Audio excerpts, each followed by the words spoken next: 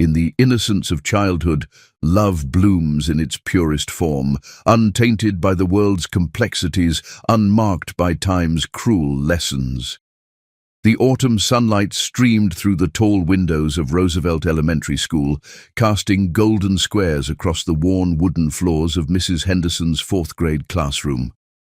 9-year-old Barbara Williams sat in the third row, her dark curls catching the light as she carefully copied spelling words into her notebook. Her brown eyes would occasionally drift to the boy sitting beside her, Jensen Peterfy, with his sandy hair that never seemed to stay combed and eyes the color of summer sky.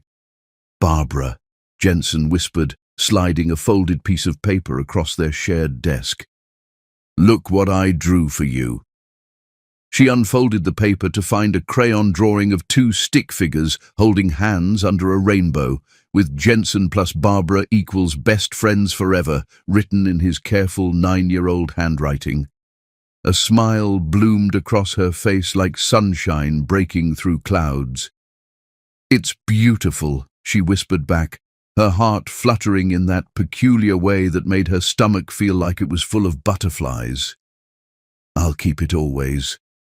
Their friendship had blossomed from the very first day of school, when Jensen had noticed Barbara sitting alone at lunch, her sandwich untouched because she was too shy to eat in front of the other children. Without hesitation, he had abandoned his table of rowdy boys and plopped down beside her. "Want to share my cookies?"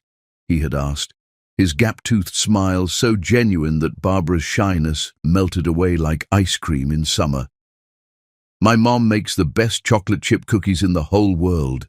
From that moment, they were inseparable. They shared everything: lunches, secrets, dreams, and the innocent love that only children can feel with such pure intensity. Jensen would save her the best parts of his meals, and Barbara would help him with his reading assignments. They built elaborate castles in the sandbox during recess, created secret codes only they could understand, and made pinky promises about their future together. "When we grow up," Jensen had declared one afternoon while they sat under the old oak tree in the schoolyard, "I'm going to marry you, Barbara Williams. We'll live in a big house with a white picket fence and have the happiest life ever." Barbara had blushed pink as a spring rose. "Promise?" "Cross my heart and hope to die," Jensen had said solemnly, making an X over his chest. "You're going to be my wife forever and ever." Now, 3 months into the school year, their bond had only grown stronger. Jensen would walk Barbara home every day, carrying her books and picking wildflowers for her along the way. They would sit on her front porch steps, sharing ice pops and planning their weekend adventures, trips to the creek to catch minnows, expeditions to find 4-leaf clovers, or simply lying in the grass making pictures out of clouds. "Children, please turn to page 47 in your arithmetic books," Mrs. Henderson announced, her stern voice cutting through the comfortable murmur of the classroom. Jensen fumbled with his textbook, his mind still focused on the comic book hidden inside his desk rather than long division. Barbara noticed his distraction and gently tapped the correct page number on her own book, helping him catch up. "Mr. Peterfy," Mrs. Henderson's sharp voice suddenly rang out, making several children jump. "Perhaps you'd like to share with the class what's so fascinating about the inside of your desk." Jensen's face turned red as a fire truck. Mrs. Henderson was notorious for her strict discipline and had little patience for daydreaming students. She strode over to their row, her heels clicking ominously against the floor. "Stand up, young man," she commanded, towering over Jensen's desk like a storm cloud. "What do you have hidden in there?" Jensen's hands trembled as he slowly stood, knowing the comic book would mean detention, a note home to his parents, and possibly suspension from the upcoming field trip that he and Barbara had been eagerly anticipating for weeks. Barbara's heart raced as she watched her best friend's face crumple with fear and embarrassment.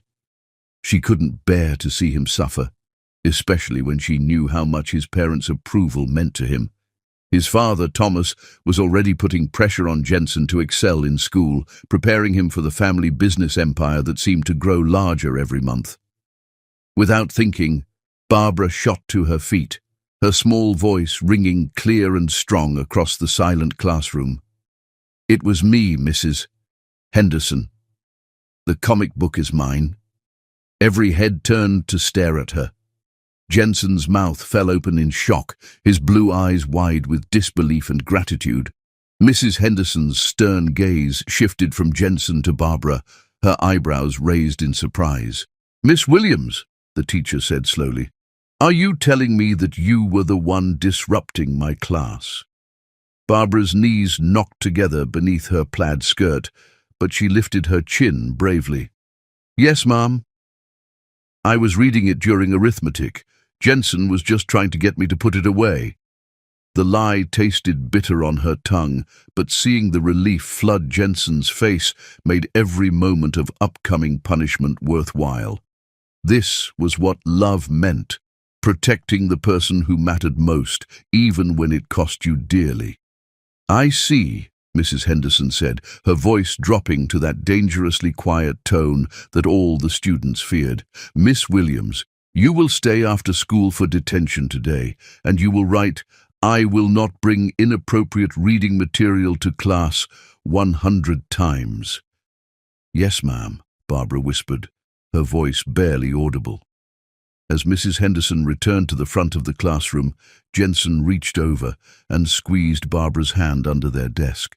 The warmth of his palm against hers sent a shock of emotion through her small body, gratitude, admiration, and something deeper that she was too young to name, but old enough to feel.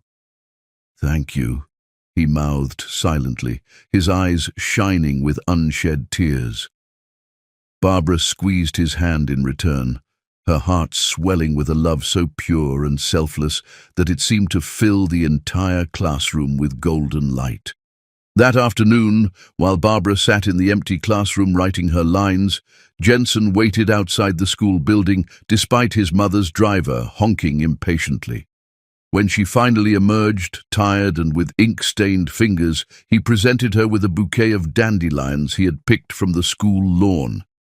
"You're the bravest girl in the whole world," he said earnestly, "and the kindest, and the prettiest, and someday, when we're married, I'm going to spend every day making sure you never have to sacrifice anything for me again." Barbara smiled through her exhaustion, clutching the wilted dandelions like they were precious roses. "I'd do it again in a heartbeat, Jensen Peterfee. That's what people do when they love each other." They walked home hand in hand, their shadows stretching long across the sidewalk as the sun began to set. Neither child could have imagined that in just 3 short weeks, Jensen's father would burst through their front door with news that would change everything, news of a business opportunity in New York that was too good to pass up, news that would require an immediate move, news that would tear apart the most beautiful love story their small town had ever witnessed. For now, though, they were simply 2 children in love, walking home together as golden leaves danced around their feet, completely unaware that their perfect world was about to shatter into 1,000,000 pieces. Chapter 2. 20 Years of Longing. Time may separate hearts, but true love remains eternal, waiting, hoping, never truly letting go. The fluorescent lights of St. Mary's Hospital emergency room cast their harsh white glow over the bustling night shift, but Barbara Williams had long ago learned to find comfort in the controlled chaos of saving lives. At 29, she had spent 6 years as a registered nurse, her gentle hands and compassionate heart making her beloved among patients and colleagues alike. Her dark curls were now pinned back in a professional bun, and the shy little girl who once sat in Mrs. Henderson's classroom had blossomed into a confident woman whose beauty came not just from her warm brown eyes and radiant smile, but from the kindness that seemed to emanate from her very soul. "Barbara, we've got incoming," called Dr. Martinez from across the trauma bay. "Minor car accident, male victim, 29 years old, ETA 3 minutes. Barbara nodded, automatically checking her supplies and preparing the examination room. Years of nursing had taught her to focus on the medical needs first, but she couldn't help the small prayer she whispered for every patient who came through those doors, that their families wouldn't have to experience the devastating loss she'd witnessed too many times. The automatic doors whooshed open, and the paramedics wheeled in their patient. Barbara glanced up from her clipboard, ready to begin her assessment, when the world suddenly stopped spinning. Those eyes, those impossibly blue eyes that had haunted her dreams for 20 years. Jensen! The name escaped her lips in barely a whisper, her clipboard clattering to the floor. The man on the gurney turned his head toward her voice, and his face went completely white, despite the small cuts and bruises from the accident. "Barbara? Oh my God, Barbara, is it really you?" Time collapsed like a house of cards. 20 years vanished in an instant, and suddenly she was 9 years old again, standing in that fourth-grade classroom, willing to take any punishment to protect the boy she loved. The boy who had grown into this man, taller now, his sandy hair slightly darker, his face bearing the refined features of adulthood, but those eyes, those beautiful blue eyes, were exactly the same. I need to check your injuries," she stammered, her professional training warring with the emotional earthquake happening in her chest.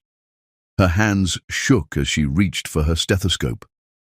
"Don't," Jensen said softly, catching her wrist with surprising gentleness for someone who'd just been in an accident. "Not yet. Please, just let me look at you for a moment. I've dreamed of this face for 20 years. The emergency room buzzed around them, but Barbara felt as though they were trapped in a bubble where only the two of them existed. She studied his face, the strong jawline, the tiny scar above his left eyebrow that was new, the way his hair still fell across his forehead exactly like it had when he was 9. He was devastatingly handsome. But more than that, he was unmistakably her Jensen. "You're real," he whispered, his voice thick with emotion. "All these years, I wondered if I'd imagined how perfect you were. But you're even more beautiful than I remembered." "Jensen, I have to," she began, but he was already sitting up on the gurney, ignoring the protest from Dr. Martinez across the room. "Barbara," he said her name like a prayer, like he was afraid she might disappear if he spoke too loudly. "I looked for you." God, I looked everywhere. Before she could respond, before her professional instincts could kick in, before she could remember where they were and what she was supposed to be doing, Jensen's hands cupped her face with infinite tenderness. His thumbs traced her cheekbones as if he were memorizing every detail. "I never stopped loving you," he whispered, and then his lips were on hers. The kiss was gentle at first, hesitant, as if he couldn't quite believe she was real. But when Barbara's eyes fluttered closed and she leaned into him, 20 years of separation exploded into a supernova of longing and love. Her hands found their way to his chest, feeling the steady rhythm of his heartbeat beneath her palms, and she kissed him back with all the love she'd carried in her heart since childhood. It was their first kiss, and yet it felt like coming home. It was the culmination of every childhood dream, every whispered promise under the old oak tree, every night she'd stared at the stars and wondered where he was. In that moment, surrounded by the beeping of monitors and the controlled chaos of the ER, they were 9 years old again, sitting on her front porch, sharing ice pops and planning their forever. "Nurse Williams!" Dr. Martinez's sharp voice cut through their reunion like a knife. "I need you to focus here." Barbara jerked away from Jensen, her face burning with embarrassment and her heart racing like a hummingbird's wings. She was a professional, a respected nurse, and she'd just kissed a patient in the middle of the emergency room. "I'm sorry," she whispered, stepping back and trying to regain her composure. "I need to examine you properly." This is highly unprofessional of me. Jensen caught her hand as she reached for her discarded clipboard. Barbara, don't apologize. Not for this. Never for this. But you thought I wasn't listening, he said gently, a smile playing at the corners of his mouth, that same lopsided smile that had made her heart skip beats in 4th grade. But I heard every word you said. You whispered my name when you saw me, and I heard everything your heart was saying. She looked at him in wonder. Even after all these years, he could still read her like an open book. How did you know? Because mine was saying the same thing, he replied simply. It's been saying the same thing for 20 years. Barbara, Barbara, Barbara. It's the only word my heart knows how to speak. With shaking hands, Barbara began her examination, checking his pupils for signs of concussion, gently probing the cut on his forehead, listening to his heart and lungs. Every touch was electric, every moment an exquisite torture of proximity and professional distance. Tell me about the accident, she said, trying to keep her voice steady. Rear-ended at a red light, Jensen replied, his eyes never leaving her face. The other driver was texting. Minor whiplash. A few scrapes, nothing that won't heal. He paused, then added quietly, I was driving through town, Barbara. I've done it twice before over the years, hoping to find you. Her hand stilled on his wrist where she was checking his pulse. You came back? You looked for me. Every few years, when the missing you became unbearable, he admitted. I'd drive through the old neighborhood, past your house, past the school, but you were gone. Mrs. Patterson next door told me you'd left for nursing school right after high school. She didn't know where. Tears pricked at Barbara's eyes. All those years, while she was building her career and trying to convince herself she'd moved on, he'd been searching for her. I went to nursing school in Chicago, she whispered. Then I came here to St. Mary's 6 years ago. I never went back home either. Too many memories. Of us. She nodded, not trusting her voice. Jensen's hand found hers, their fingers intertwining with the same natural ease they'd shared as children. I have something to confess, he said softly. The accident tonight? I wasn't paying attention because I was thinking about you. I was driving past our old elementary school, remembering the day you took detention for me. And I couldn't focus on anything else. A tear escaped down Barbara's cheek. You remember that? I remember everything, he said fiercely. Every shared lunch, every note you passed me, every time you held my hand. I remember the way you smelled like strawberry shampoo and the sound of your laugh when I told you silly jokes. I remember the day you said you'd marry me under the oak tree, and I remember...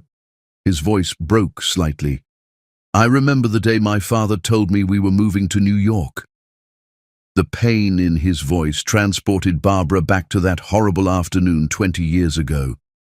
She'd been waiting for Jensen on her front porch, excited to show him the valentine she'd made for him, when his mother's car had pulled up and a red-eyed Jensen had run to her, sobbing. 3 days, she whispered, remembering. Your father gave you 3 days to pack. The longest 3 days of my life, Jensen agreed. Until tonight. I thought I'd lost you forever, Barbara. I thought I'd spend the rest of my life wondering, what if? Doctor. Martinez approached their station, and Barbara quickly stepped back, trying to compose herself. But her heart was singing, soaring, breaking, and healing all at the same time. How's our patient, Nurse Williams? Dr. Martinez asked, eyeing them both curiously. Minor injuries, all superficial, Barbara reported professionally. No signs of concussion. He's cleared for discharge with standard instructions for potential whiplash. Excellent. Mr. Peterfee, you're free to go home. Dr. Martinez scribbled on his chart and moved on to the next patient. Jensen sat up slowly, his eyes never leaving Barbara's face. My shift ends in an hour, she said quietly, hardly daring to hope. I'll wait. he said immediately. "I've waited 20 years. I can wait another hour." As he slipped off the examination table, preparing to leave, Jensen turned back to her one final time. "Barbara." "Yes. That little girl who took detention for me all those years ago? She grew up to be the most incredible woman I've ever known." He started to walk away, then paused at the curtain. "I'll be in the waiting room." "And Barbara? This time I'm not going anywhere without you." As the curtain swished closed behind him, Barbara pressed her hand to her racing heart, wondering if it was possible to die from pure joy. Because after 20 years of missing him, 20 years of wondering what could have been, her childhood sweetheart was back, and he still loved her. Chapter 3. Reunion and Revelation. Some loves are written in the stars, destined to find their way back to each other despite time, distance, and every obstacle the world can create. The hospital cafeteria at midnight was a lonely place, filled only with the hum of vending machines and the occasional shuffle of exhausted medical staff grabbing coffee between emergencies. Barbara sat across from Jensen at a small corner table, still hardly believing he was real. She had changed out of her scrubs into jeans and a soft blue sweater, her hair falling in loose waves around her shoulders. Jensen couldn't stop staring at her. Every few seconds, his hand would reach across the table to touch hers, as if he needed the physical contact to convince himself this wasn't just another dream. "Tell me everything," he said softly, his fingers tracing patterns on the back of her hand. 20 years, Barbara. I want to know every single day." She laughed, and the sound was like music he'd forgotten he'd been missing. 20 years is a lot of days, Jensen Peterfy. Where do I even start? "Start with the day after I left," he said quietly. "I used to imagine what you did that first morning when you realized I was really gone." Barbara's smile faltered slightly. "I waited on the porch," she whispered, "for 3 hours. I kept thinking you'd come running around the corner, telling me it was all a mistake." Jensen's heart clenched. "Barbara, when my mother finally came to get me for lunch, I cried for 2 days straight." Barbara's voice was soft with memory. "I kept your drawing, the one with the stick figures under the rainbow. I carried it in my backpack all through school, through nursing college, even now. It's in my purse." "You still have it?" Jensen's voice was barely a whisper. She nodded, fishing through her purse to pull out a worn, carefully folded piece of paper. The crayon colors had faded, and the edges were soft from years of handling, but the childish drawing was still clear, 2 stick figures holding hands under a bright rainbow. Jensen took the paper with reverent hands, his vision blurring with tears. "You kept it all these years?" "It was all I had left of you," she said simply. "On the worst days, when everything felt impossible, I'd look at it and remember what it felt like to be loved that purely. I can't believe you kept faith in us when I gave up so many times." "I never gave up," Barbara said firmly. "Disappointed, heartbroken, sometimes angry, yes, but never gave up. Something deep inside me always believed that true love finds a way." Jensen lifted their joined hands and pressed his lips to her knuckles. "Tell me about nursing school." Barbara's face lit up with pride and passion. "Northwestern in Chicago, scholarship student, worked 2 jobs to pay for everything else. It was hard, but I loved every minute. There's something magical about healing people, about being there during the most vulnerable moments of their lives." "You were always meant to be a healer," Jensen said with certainty. "Even as a child, you took care of everyone around you." "And what about you?" Barbara asked. "Tell me about New York." Jensen's expression grew complicated, shadows passing across his features. "Harvard Business School, then straight into the family empire. Peterfy Industries, real estate development, commercial properties, luxury hotels. My father had very specific plans for my life. college, business, marriage to the right kind of woman from the right kind of family. Marriage? The word hit Barbara like a physical blow, and she pulled her hands away. You're married? No, Jensen said quickly, reaching for her hands again. God, no. I've never been married, Barbara, never even close. The relief that flooded through her was so intense it left her dizzy.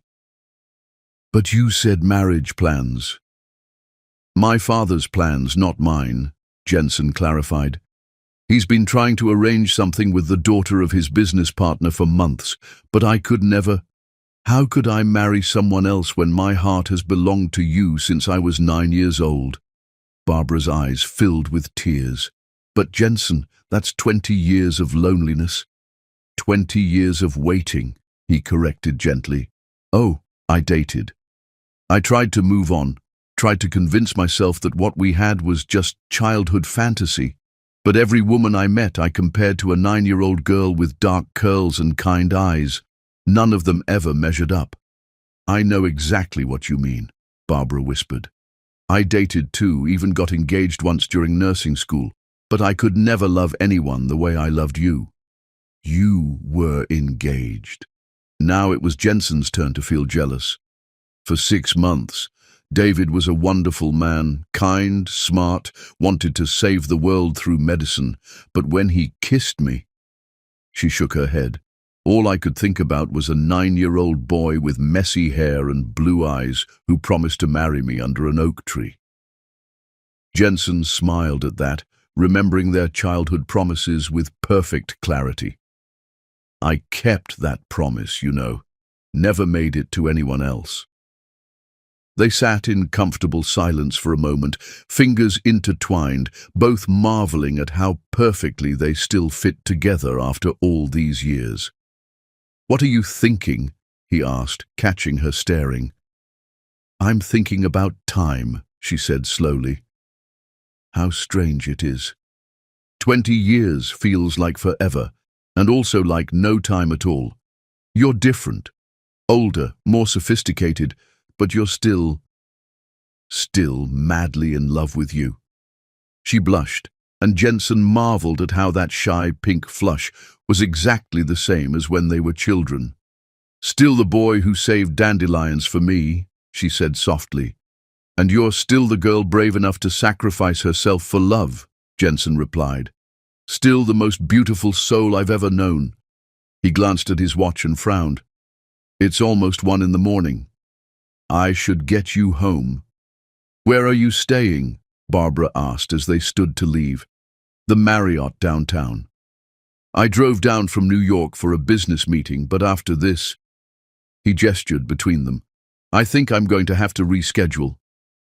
They walked out to the parking garage together, neither wanting to separate. Barbara's small Honda Civic looked humble next to Jensen's sleek BMW, but he didn't seem to notice the difference. Follow me home? Barbara asked, her heart racing at her own boldness. Not just to talk more. I have coffee and 20 years of questions, and I'm not ready to say goodnight. Jensen's face lit up like sunrise. I would love nothing more. Her apartment was small, a 1-bedroom in a converted Victorian house, furnished with pieces she'd collected from thrift stores and garage sales. But she'd made it beautiful with soft fabrics, warm lighting, and dozens of plants. It's perfect, Jensen said as he looked around, and she could tell he meant it. It feels like you. Warm and welcoming and full of life. Barbara busied herself making coffee, hyper-aware of Jensen's presence as he studied the photographs on her refrigerator. Pictures of her nursing school graduation, her colleagues at the hospital, her adopted stray cat who had passed away the previous year. You always did love strays, Jensen said fondly. Some things never change, Barbara agreed, handing him a mug of coffee. They settled on her small sofa, close enough to touch, but not quite touching. Barbara, Jensen said seriously, setting down his mug, I need you to know something. Tonight, finding you again, it's not just coincidence. I believe it's fate. What do you mean? I mean, I've been coming back here every few years. Tonight was the third time. I tell myself it's business, but really, he ran his hands through his hair. Really, I'm always looking for you. And tonight, when I got in that accident, literally 2 blocks from the hospital where you work, that can't be random. Barbara felt tears threatening again. Do you really believe that? That we were meant to find each other? I believe that some loves are bigger than time or distance or family obligations, Jensen said firmly. I believe that what we had as children was real, and what I'm feeling right now is the continuation of that same love. Before she could lose her courage, Barbara leaned forward and kissed him. This time there was no hospital setting, no professional obligations, no interruptions. This time it was just them, 2 souls who had loved each other since childhood, finally free to express everything they'd held back for 2 decades.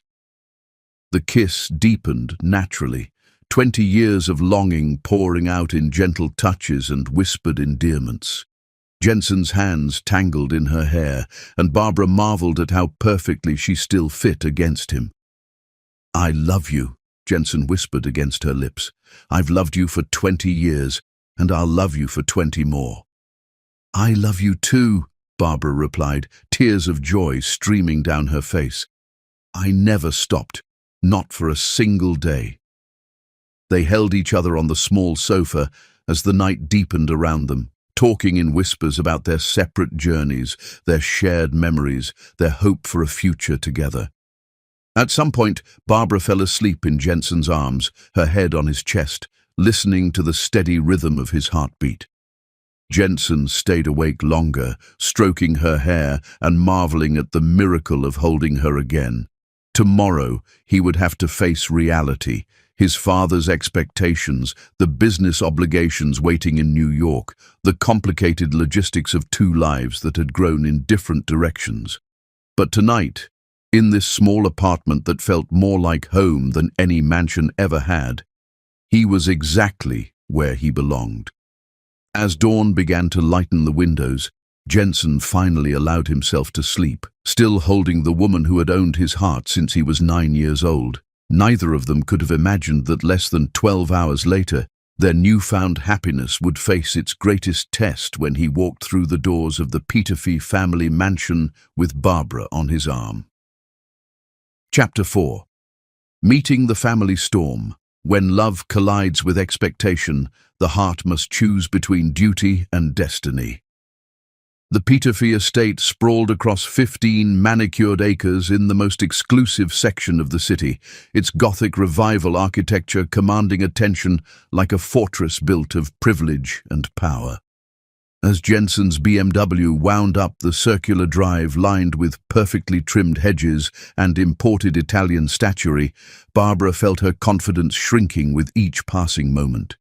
The mansion loomed before them, its limestone facade and soaring towers making her small apartment seem like a dollhouse in comparison. Second thoughts? Jensen asked gently, noticing how her hands trembled as she smoothed her simple black dress, the nicest thing in her wardrobe, chosen carefully for this moment. Maybe a few hundred, Barbara admitted, staring up at the imposing structure. Jensen, this is your world. Look at this place. Look at me. I'm a nurse from a modest background who drives a 10-year-old Honda. Jensen pulled the car to a stop in front of the grand entrance, where massive oak doors waited beneath an elaborate stone archway. He turned to face her fully, his blue eyes serious and filled with determination. This house is not my world, Barbara. You are my world. This place is just where I happen to grow up. But your family. My family is going to love you, Jensen said firmly, though Barbara caught the slight uncertainty in his voice. They have to. Because I love you. Before Barbara could respond, the front doors swung open and a woman emerged onto the stone steps. Tall and elegant, with silver-streaked blonde hair perfectly coiffed and wearing a designer suit, Dorothy Peterfy moved with the grace of someone born to command attention. Her sharp blue eyes took in the scene with instant understanding and barely concealed alarm. "Jensen, darling," Dorothy called, her voice carrying cultured tones. "We weren't expecting you until this evening." "And you've brought a guest." Jensen emerged from the car and moved to open Barbara's door, his movements confident despite the tension Barbara could see in his shoulders. "Mother, I'd like you to meet someone very special. This is Barbara Williams." Barbara stepped out on unsteady legs, immediately feeling underdressed, despite Jensen's reassuring presence beside her. Dorothy Peterfy was even more intimidating up close, beautiful in that polished, untouchable way that spoke of a lifetime of privilege.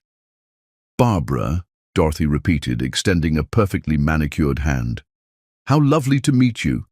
Are you one of Jensen's colleagues?" "No, ma'am," Barbara replied, accepting the handshake. "I'm a registered nurse. Jensen and we have history." Something flickered in Dorothy's eyes, recognition perhaps, or warning.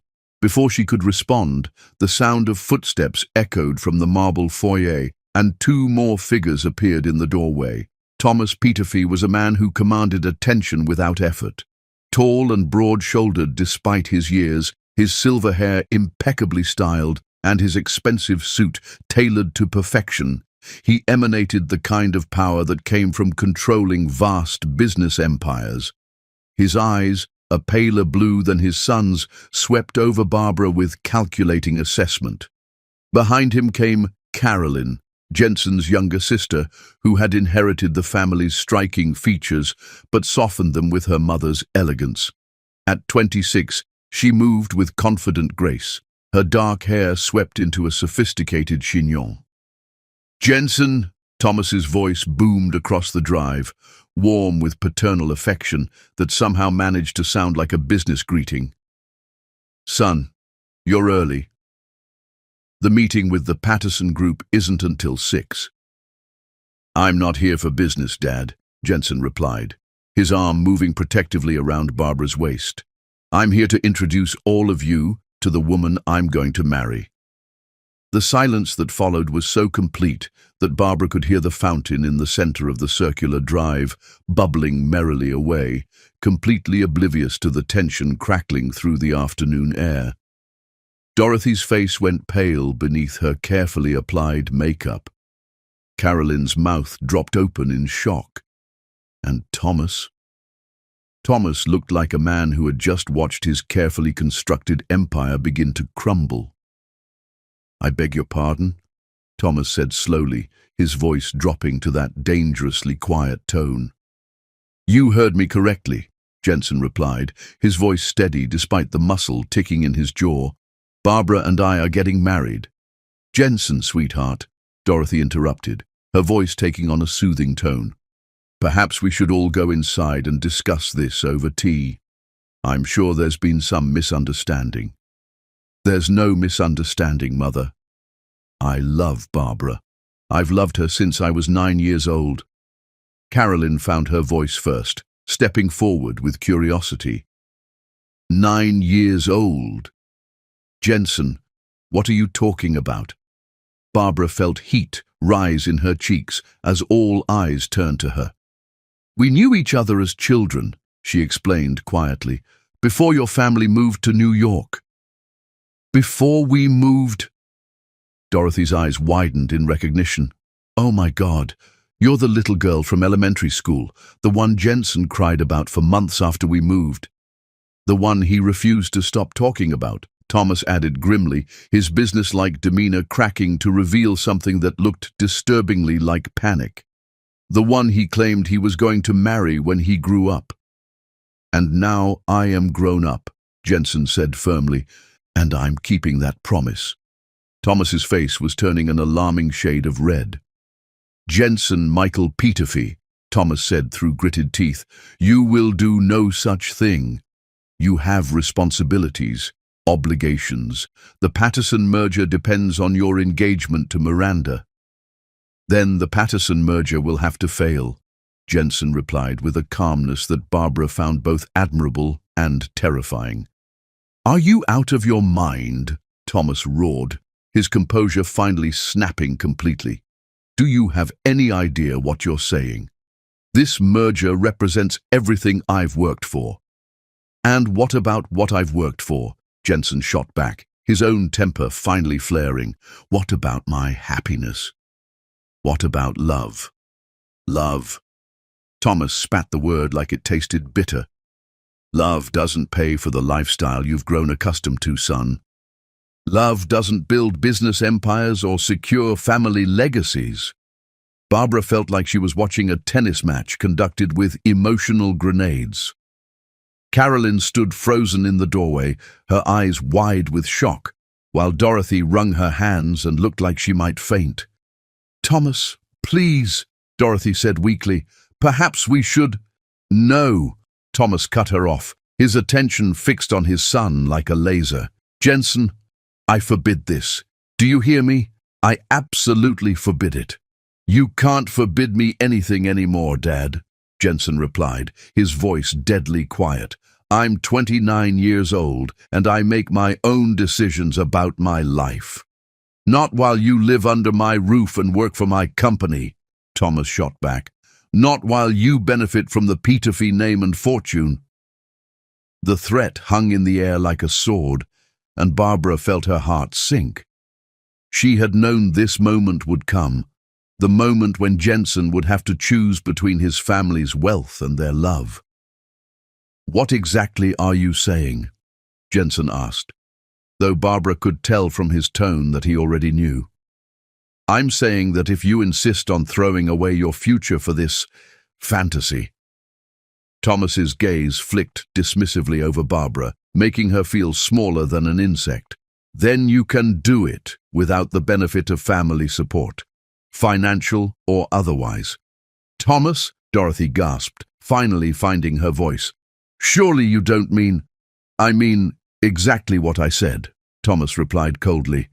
"Jensen, you have 24 hours to come to your senses. Either you end this foolishness and honor your commitment to Miranda Patterson, or you can consider yourself no longer a member of this family." The color drained from Jensen's face, but his arm around Barbara's waist never wavered. "You would disown your own son? Over this?" "I would save my son from making the biggest mistake of his life," Thomas corrected. "You think you love this woman? You barely know her. You knew a child 20 years ago. This woman is a stranger." "That's not true," Barbara said quietly, speaking for the first time since the confrontation began. Her voice was soft but steady. "I know it seems impossible to understand, but what Jensen and I had as children was real. It was love in its purest form, and it never died." Thomas turned his cold stare on her. "Miss Williams, let me be very clear. My son is the heir to a multi-billion-dollar empire. He has responsibilities that go far beyond his personal desires." "I understand that, Mr. Peterfee," Barbara replied, somehow managing to keep her voice level despite the humiliation burning through her. "But I also understand that your son is a human being with the right to choose his own happiness." "Happiness?" Thomas laughed, but there was no humor in the sound. "Young woman, happiness is a luxury that people in our position cannot afford. Jensen's marriage to Miranda Patterson will secure the future of thousands of employees and ensure the continued prosperity of this family. Can your love do any of that?" "It can do something more important," Barbara said, surprising herself with her courage. "It can make him truly happy. It can give his life meaning beyond money and power." "How noble," Thomas said sarcastically, "and how naive. Tell me, Miss Williams, what exactly can you offer my son? A nurse's salary, a modest apartment, a life of financial struggle?" Each word was like a physical blow, but Barbara forced herself to stand straight and meet his gaze. "I can offer him love, Mr. Peterfee, pure, unconditional love, the kind that doesn't depend on stock prices or business mergers." "Love doesn't pay bills," Thomas replied harshly. "Stop it," Jensen said suddenly, his voice cutting through the tension like a knife. "Both of you, just stop. Dad, I get it. You want me to marry Miranda, seal your business deal, and live happily ever after in a loveless marriage. But I won't do it. Jensen, Dorothy began, but he held up a hand to stop her. No, Mom. I've listened to these arguments my entire life. Do this for the family, sacrifice that for the business. Well, I'm done sacrificing. I found the woman I love and I'm not losing her again. Thomas's face was stone. Then you've made your choice. Yes, Jensen said firmly. I have. Very well. Thomas straightened his tie with sharp, angry movements. You have until tomorrow evening to collect your belongings. Your credit cards will be cancelled, your trust fund frozen, and your name removed from all family accounts. The cruelty of it took Barbara's breath away. This was Jensen's father, the man who had raised him, and he was willing to destroy his son's life rather than accept a love that didn't fit his business plans. Thomas, please, Dorothy whispered, tears streaming down her face. He's our son. He was our son, Thomas corrected coldly. Now he's made his choice. Dorothy, Carolyn, we're going inside. This conversation is over. As Thomas turned and stalked toward the house, Dorothy lingered for a moment, her eyes filled with anguish. Jensen, please, she whispered, please reconsider. I understand perfectly, Mom, Jensen replied sadly. I'm giving up a life without love, and I'm choosing a life with it instead. Carolyn approached them hesitantly, her face pale with shock. Jensen, I don't understand any of this. Who is she? Really? Jensen's arm tightened around Barbara protectively. She's the love of my life, Carolyn. The only woman I've ever truly loved. As they walked back to the car, Barbara felt like her world was spinning out of control. In 30 minutes, she had seen the man she loved lose everything because of his feelings for her. Jensen, she whispered as he opened the car door for her, what have we done? But as they drove away from the mansion, Jensen reached over and took her hand, his fingers strong and warm and absolutely certain. We've chosen love, Barbara, and that's never the wrong choice, no matter what it costs. Behind them, the Peterfee mansion grew smaller in the distance, but the magnitude of what lay ahead seemed to grow larger with every mile they travelled away from the only life Jensen had ever known. Chapter 5. The Ultimatum. In the crucible of impossible choices, true character reveals itself, not in what we gain, but in what we're willing to sacrifice for love. The silence in Barbara's small apartment felt heavier than the tension that had filled the Peterfee mansion just hours earlier. Jensen sat on her modest sofa, his head in his hands, while Barbara moved restlessly around the tiny kitchen, making tea neither of them would drink. The contrast between the opulent world they had just left and the humble sanctuary she called home had never seemed more stark. 24 hours, Jensen said quietly, his voice muffled by his palms. He gave me 24 hours to choose between everything I've ever known and the woman I love. Barbara set down the kettle with trembling hands. Jensen, we need to talk about this rationally. What your father said about the business, about Miranda Patterson. I don't care about Miranda Patterson, Jensen interrupted, lifting his head to look at her with fierce determination. I don't care about the business merger or the family fortune or any of it. But I care, Barbara said softly, moving to sit beside him. I care because you're giving up your entire life for me.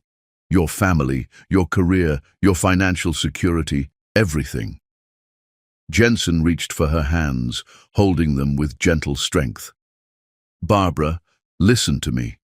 That life, that fortune, none of it has ever made me happy. Not for a single day. Do you know what the last 20 years have been like for me? She shook her head, afraid to speak. Empty, he said simply. Completely empty. I've had everything money could buy. The best education, luxury cars, expensive clothes, exotic vacations, and I felt nothing but this constant ache, this sense that something essential was missing. Jensen. I know what was missing, he continued, his thumbs tracing circles on her hands. It was you. It was love. Real love, the kind we had as children, the kind that makes everything else fade into background noise. Barbara felt tears threatening, but she forced herself to think practically. But what about your future? What about security? I make a decent living as a nurse, but it's nothing compared to what you're used to. Do you think I care about any of that? Jensen asked incredulously. Barbara, look around this apartment. Really look at it. She glanced around her small living space, seeing it through his eyes. The second-hand furniture she'd lovingly restored, the plants she'd nurtured into lush greenery, the photographs that made the space uniquely hers. This place has more warmth and real beauty than that mansion ever had, Jensen said earnestly. That house is like a museum, impressive, expensive, and completely soulless. But this feels like home. You say that now, Barbara whispered, but what about in 5 years, 10 years? When you're working some ordinary job for ordinary pay, when we can't afford the things you've always taken for granted. Jensen was quiet for a long moment, and Barbara's heart sank, thinking she had finally made him see reason. But when he spoke, his voice was stronger than ever. Do you remember what I told you the day we left? He asked. The last thing I said before my family took me away. Barbara closed her eyes, the memory rushing back with painful clarity. They had been standing on her front porch, both crying while his mother waited in the car. You said you'd find a way to come back to me, she whispered. I said I'd find a way to come back to you, Jensen agreed, and that when I did, we'd never be separated again. I meant it then, and I mean it now. I don't care if I have to start over completely. As long as I'm with you, I'll be the richest man alive. The tears Barbara had been holding back finally spilled over. But your family, your father looked at me like I was something disgusting. Your mother seemed nice, but she'll never accept me. My family will come around, Jensen said with more confidence than he felt. My mother already looked like she was wavering by the time we left. She remembers how miserable I was after we moved. And Carolyn, she's always been a romantic at heart. And your father? Jensen's jaw tightened. My father is a businessman first and a father second. He always has been. But even he will eventually realize that having a son who's genuinely happy is worth more than any merger. Barbara wanted to believe him, but the memory of Thomas Peterfy's cold fury was too fresh. Jensen, you heard what he said. He'll cut you off completely. No family money, no trust fund, no job at the company. I'll be starting from love, Jensen corrected. And that's everything. Before Barbara could respond, her phone rang. She glanced at the caller ID and frowned. It's the hospital. I'm not scheduled to work tonight. Barbara Williams speaking, she answered, her professional tone automatic. Barbara, it's Dr. Martinez. I know you're off tonight, but we've got a situation here. 3-car accident on the interstate, multiple injuries coming in. Can you come in? Barbara looked at Jensen, torn between duty and the desperate need to resolve their situation. I'll be there in 20 minutes, she said. You have to go, Jensen said as she hung up. It wasn't a question. I could call back, tell them I can't. No. Jensen stood and helped her gather her things. This is who you are, Barbara. You save people. It's one of the million reasons I love you. But we haven't finished talking about— We have finished, Jensen said firmly, taking her face in his hands. There's nothing left to discuss. I'm choosing you, Barbara. I'm choosing us. Tomorrow morning, I'm going to call my father and tell him his ultimatum was unnecessary because I've already made my decision. Jensen. He silenced her with a gentle kiss. Go save lives, my love. I'll be here when you get back. and we'll start planning our future together." As Barbara drove to the hospital, her mind raced with love, fear, and guilty hope. Part of her wanted to beg Jensen to reconsider, to take the safe path. But a larger part couldn't bear the thought of him trapped in a loveless marriage, slowly dying inside while living the life someone else had chosen for him. Meanwhile, back at the Peterfee mansion, the family was in crisis. Dorothy sat in the living room, dabbing at her eyes with a lace handkerchief, while Carolyn paced anxiously, and Thomas stood at the window, staring out at the perfectly manicured grounds with the expression of a general watching his battle plans fall apart. "He's not going to change his mind," Dorothy said quietly. "I know our son, Thomas. When he sets his heart on something, he doesn't waver." "He's infatuated," Thomas replied curtly. "It will pass." "Like it passed for the last 20 years, Carolyn asked sarcastically. "Dad, I was only 6 when we moved, but I remember how Jensen cried for months. He never forgot her."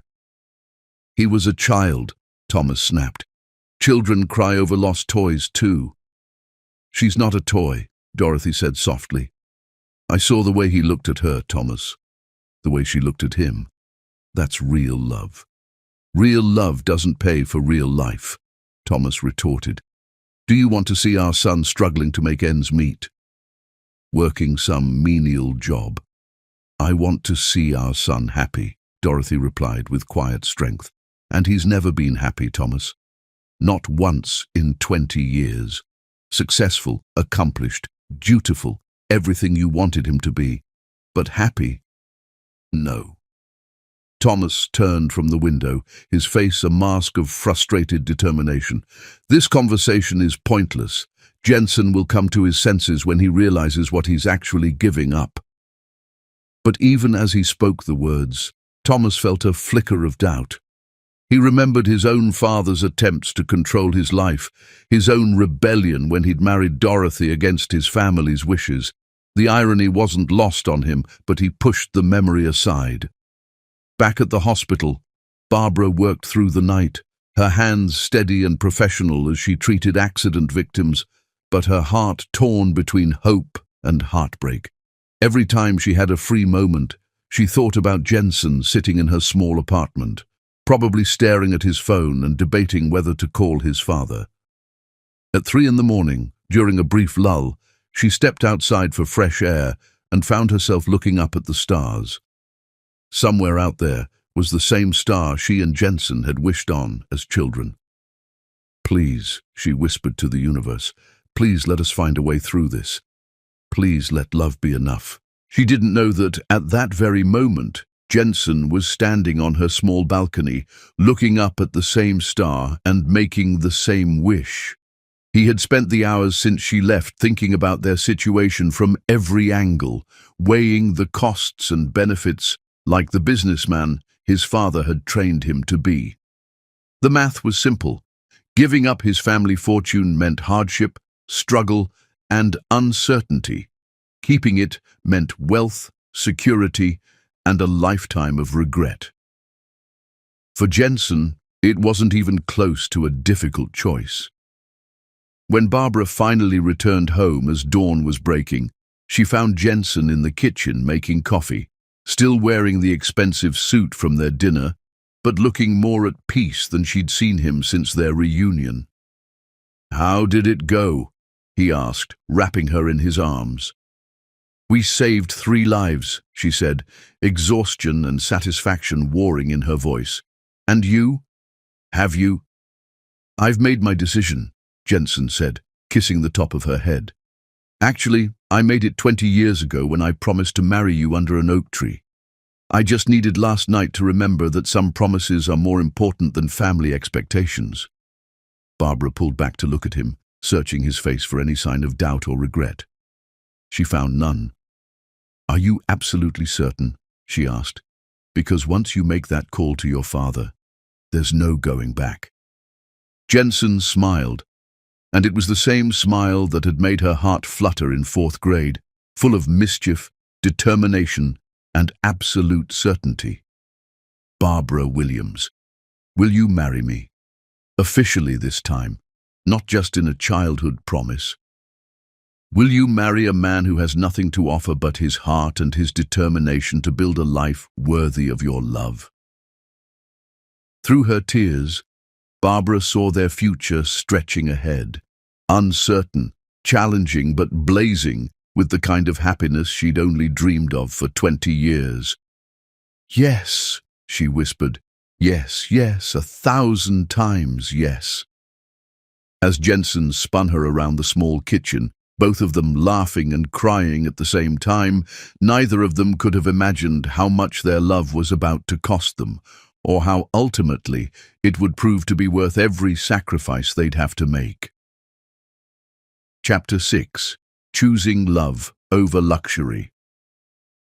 True wealth is not measured in dollars, but in moments of laughter, of tenderness, of love, shared in the smallest of spaces. The morning sun streamed through the sheer curtains of Barbara's bedroom, casting golden patterns across the rumpled sheets where she and Jensen lay entwined. The night had been a revelation of passion and tenderness, 20 years of longing finally expressed in whispered endearments and gentle caresses. "Good morning, my almost wife," Jensen murmured, his voice husky with sleep and contentment. "Good morning, my soon-to-be husband," Barbara replied, lifting her head to meet his eyes. In the soft morning light, he looked younger somehow, the stress lines around his eyes smoothed away by happiness. They had made love with the desperate passion of two souls finally reunited, but also with the tender reverence of two people who understood the preciousness of what they had found again. Every touch had been a promise, every kiss a declaration that this time nothing would separate them. "No regrets?" Barbara asked softly, though she could see the answer in his eyes. "Only one," Jensen said, rolling over to pin her gently beneath him. "That we wasted 20 years apart when we could have been waking up like this every morning." Before Barbara could respond, Jensen's phone buzzed insistently on the nightstand. They both stared at it, knowing that reality was calling, demanding acknowledgement of the choice they had made and the consequences that would follow. Jensen glanced at the caller ID and his expression grew serious. "It's my assistant at the company. I need to take this." "Jensen Peterfy," he answered, his voice automatically shifting into professional mode. "Mr. Peterfy," came the nervous voice of his assistant, Rebecca. "I'm so sorry to bother you, but your father asked me to call. He wants to see you in his office this morning at 10. Jensen checked the clock. 8:30. "Tell him I'll be there," Jensen said simply.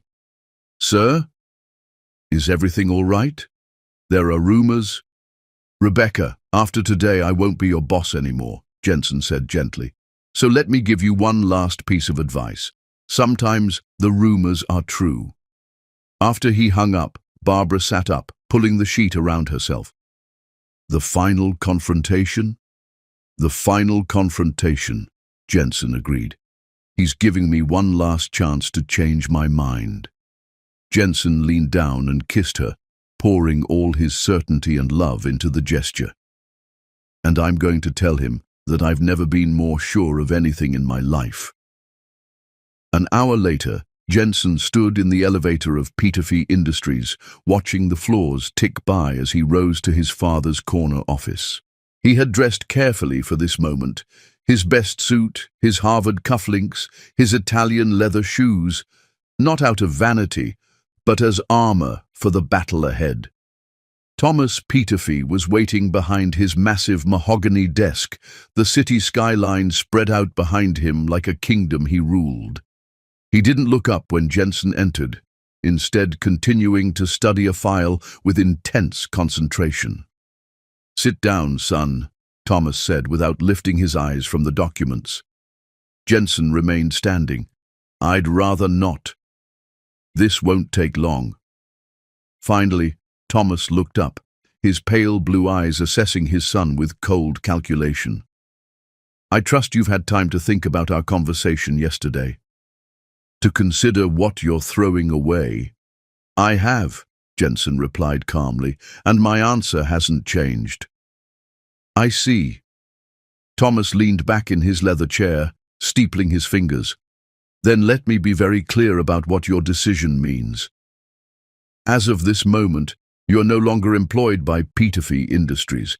Your company credit cards have been cancelled, your access to all accounts frozen, and your apartment lease will not be renewed.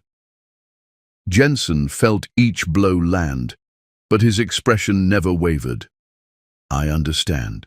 Do you? Thomas stood and moved to the window. Do you understand that without the Empathy name, you're just another Harvard MBA in an oversaturated market? Do you understand that she'll watch you struggle to find work? I understand that you have so little faith in the son you raised that you think I can't succeed without the family name, Jensen replied. But I disagree. Thomas spun around, his composure finally cracking. This is not about faith, Jensen. This is about reality. You have never lived in the real world, never had to worry about money or struggle for anything. Her name is Barbara, Jensen said quietly, and I'm not asking her to endure anything. I'm promising her that we'll build something beautiful together, even if we have to start from nothing. Jensen pulled an envelope from his jacket pocket and placed it on his father's desk. Then I guess you'll want this back. Thomas looked at the envelope suspiciously. What is it? My resignation letter, and the keys to the BMW, and my credit cards, and the Rolex you gave me for graduation. Jensen's voice was steady, matter of fact. I don't want anything that comes with strings attached. Thomas stared at the envelope as if it contained a live snake. Jensen, for God's sake, think about what you're doing.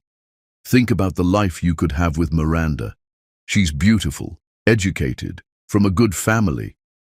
She's not Barbara, Jensen interrupted, and I don't love her. Love fades, Thomas said desperately. But financial security, family connections, a solid marriage based on mutual respect, those things last. Like your marriage to Mom? Jensen asked quietly. The question hit its mark. Thomas's face went pale, and for a moment, the powerful businessman looked like nothing more than a tired, aging man. Your mother and I, that's different. Is it? Because from what I remember, Grandpa Peterfee wasn't exactly thrilled when you married a senator's daughter instead of banking royalty. Didn't he threaten to cut you off too? Thomas's jaw worked silently before he found his voice. That was completely different. Your mother came from a prominent political family. She had what you needed for your business goals, Jensen corrected. But that's not why you married her, is it, Dad? You married her because you loved her, because you couldn't imagine living without her. Thomas was quiet for a long moment, staring out at the city. When he spoke again, his voice was softer, almost vulnerable. Your mother almost left me 3 times in the first 5 years of our marriage. Do you know why? Jensen frowned. He had never heard this story before. Because love wasn't enough, Thomas continued. We were broke, Jensen. Completely broke. We lived in a 1-bedroom apartment that was smaller than your current bathroom. Your mother worked as a secretary to pay for groceries, while I chased one failed deal after another. Jensen felt the ground shifting beneath his feet. But you made it work. Barely, Thomas admitted. And only because I was lucky enough to catch a break with the Morrison development. Your mother would have left me, and rightly so. But she didn't leave, Jensen pointed out. No, Thomas said quietly. She didn't. But I never want to see you put the woman you love through that kind of hardship. For the first time since entering the office, Jensen felt his certainty waver. Dad, I'm not the villain here, son, Thomas said. I'm trying to protect you from making the same mistakes I made. Jensen was quiet for a long moment, processing this new information. But then he thought about Barbara. about the strength she had shown, about the courage she had displayed when facing his family's disapproval. "The difference is," Jensen said finally, "Barbara isn't Mom. She's been supporting herself for years, building a career she loves. She doesn't need me to provide for her. She needs me to love her." "And when that love isn't enough to pay the bills," Thomas asked. "Then we'll figure it out together," Jensen said with quiet conviction, "because that's what people do when they really love each other." Thomas stared at his son for a long moment, seeing something in Jensen's face that reminded him painfully of his own younger self. "You're going to do this," Thomas said finally. It wasn't a question. "I'm going to do this." Thomas nodded slowly, his expression unreadable. "Then I wish you luck, son. You're going to need it." Jensen turned to leave, but stopped at the door. "Dad?" "Yes?" "When you and Mom were struggling in that one-bedroom apartment, were you happy?" Thomas was quiet for so long that Jensen wondered if he was going to answer. When he finally spoke, his voice was barely above a whisper. "Happiest I've ever been in my life." Jensen smiled sadly. "Then you understand." When Jensen returned to Barbara's apartment, he found her pacing nervously in the living room. She turned when she heard his key, her eyes searching his face. "It's done," he said simply, pulling her into his arms. "I'm officially unemployed, broke and disowned." Barbara felt her heart break for him even as it soared with love and pride. "Jensen, I'm so sorry." "Don't be sorry," he interrupted, spinning her around the small room. "I feel lighter than I have in 20 years, free, like I can finally breathe again." "But what are we going to do?" Barbara asked as he set her down. "About money, about work, about—" Jensen silenced her with a kiss that tasted of hope and determination. "We're going to do what people in love have been doing for centuries," he said against her lips. "We're going to figure it out as we go." That afternoon, they walked hand in hand through the city, talking and planning like the children they had once been, full of dreams and confidence that love could conquer any obstacle. Jensen marveled at how different the world looked when you weren't viewing it through the lens of family expectations and business obligations. "Look," Barbara said, stopping in front of a small cafe with a "Help Wanted" sign in the window. "Maybe this is where it starts." Jensen stared at the modest restaurant with its checkered tablecloths and handwritten menu, trying to imagine himself waiting tables or washing dishes. 6 months ago, the idea would have horrified him. Now, it represented possibility. "A small apartment is more precious than a castle," he said, remembering his promise from their reunion night. "And an honest day's work is more valuable than inherited wealth." "Are you sure about this?" Barbara asked one more time, giving him a final chance to change his mind. "Really, truly sure." Jensen looked at her. This woman who had loved him since childhood, who had kept his drawing for 20 years, who was willing to face an uncertain future with nothing but their love as security, and felt his heart overflow with certainty. "Barbara Williams," he said solemnly, taking her hands in his, "I have never been more sure of anything in my entire life. Rich or poor, struggle or success, I want to face it all with you." As they walked home together, the late afternoon sun painting everything golden around them, neither of them could have known that the real test of their love was just beginning, and that the choices they had made would lead them down a path more difficult than either had imagined. Chapter 7. The Struggle Begins. When love faces its first real trial, it either crumbles under pressure or emerges stronger, forged in the fire of shared hardship. 3 weeks had passed since Jensen walked out of his father's office, and the romantic glow of their reunion was beginning to dim under the harsh fluorescent lights of reality. Barbara sat at her small kitchen table, surrounded by a sea of rejection letters, each one a polite but firm dismissal of Jensen's job applications. The pile seemed to grow larger every day, despite Jensen's tireless efforts to find employment. Harvard MBA, summa cum laude, 5 years of executive experience, Barbara read aloud from Jensen's latest rejection letter. We regret to inform you that we have decided to pursue other candidates whose qualifications better match our current needs. Jensen emerged from the bathroom, freshly shaved and wearing his best suit, one of only 2 he had left after selling the rest to help with their mounting expenses. The confident businessman who had once commanded boardrooms now looked tired, the perpetual optimism that had carried him through the first weeks beginning to show cracks.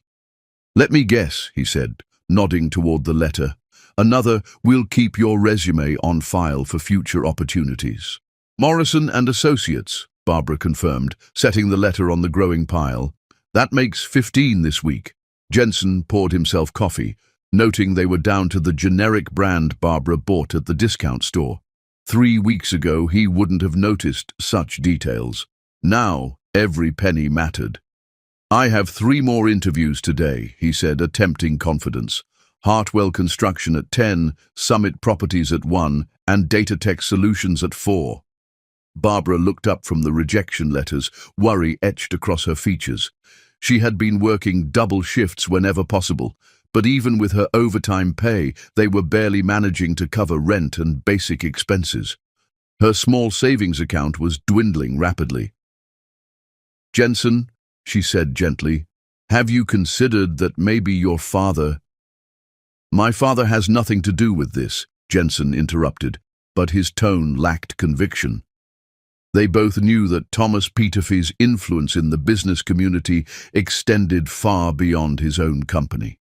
A word from him could close doors that might otherwise be open.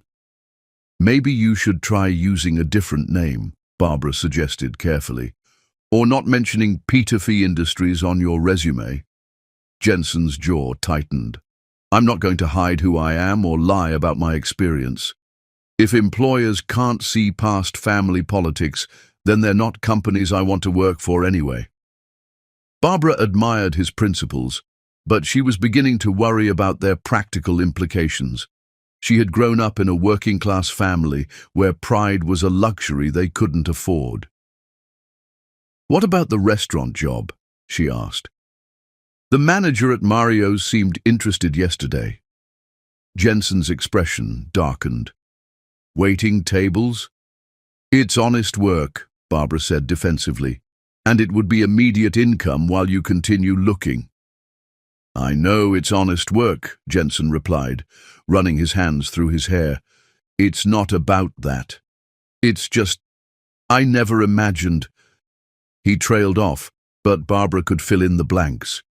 He never imagined he would go from a corner office to carrying plates. "I'm sorry," Jensen said quickly, seeing the hurt in her eyes. "I didn't mean to sound like a snob. You're right.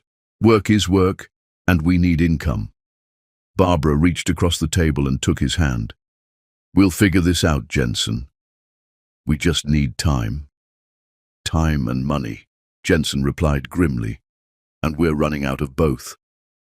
The first interview at Hartwell Construction was a disaster from the moment Jensen walked into the reception area. The secretary looked him up and down as if he were wearing a neon sign advertising his privileged background. "Mr. Peterfy," she said, making his name sound like an accusation. "Mr. Hartwell will see you now." Richard Hartwell was a self-made man who had built his construction company from a single crew into one of the region's largest contractors. His office walls were covered with photos of building sites and industry awards. He stood when Jensen entered, but his handshake was perfunctory.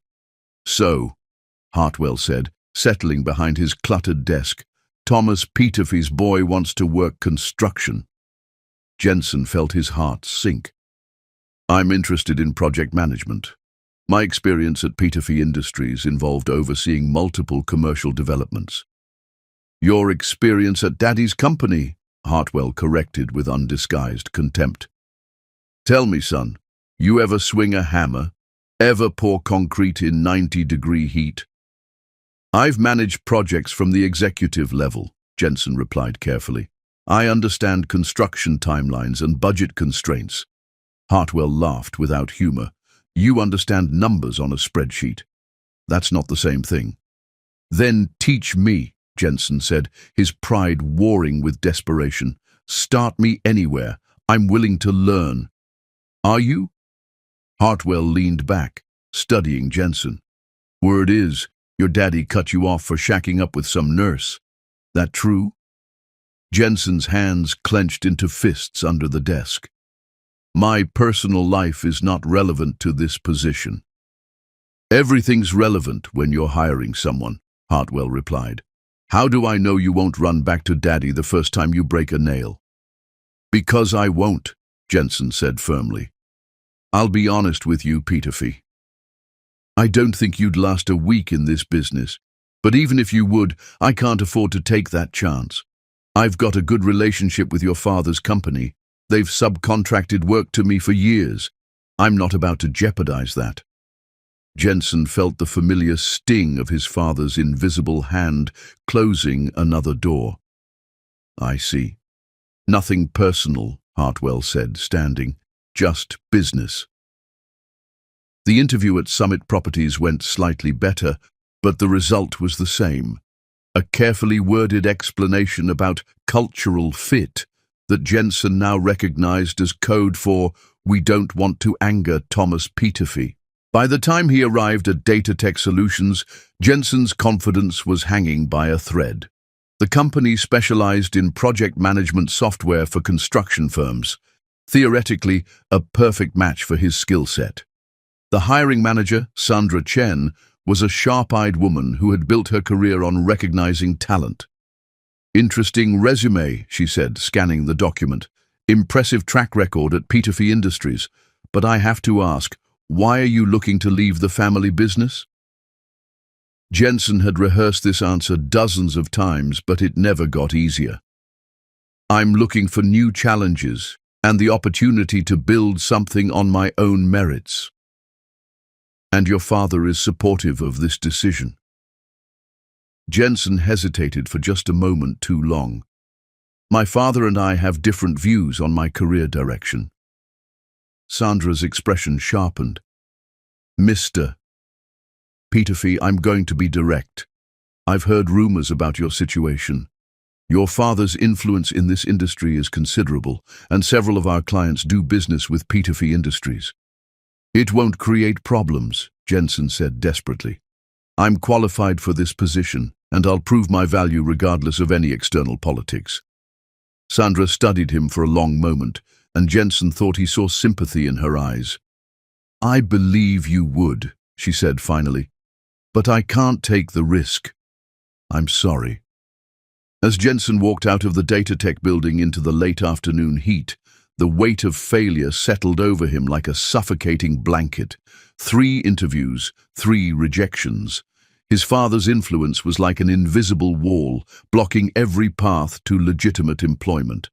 He found himself walking aimlessly through the city, past restaurants where he couldn't afford to eat, past shops where he couldn't afford to buy anything, past the life he had once taken for granted.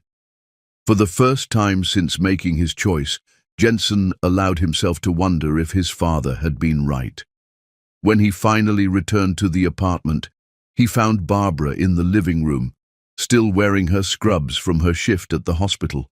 She looked exhausted, her usually bright eyes dulled with fatigue. She had been working 12-hour shifts whenever possible, trying to compensate for his lack of income. How did it go? She asked, though his expression probably told her everything. The same, Jensen said heavily, sinking onto the couch beside her. 3 interviews, 3 rejections. I'm beginning to think my father has blacklisted me with every major employer in the city. Barbara leaned against him, and he could feel the tension in her shoulders. Maybe it's time to consider other options. Like what? Like Mario's restaurant.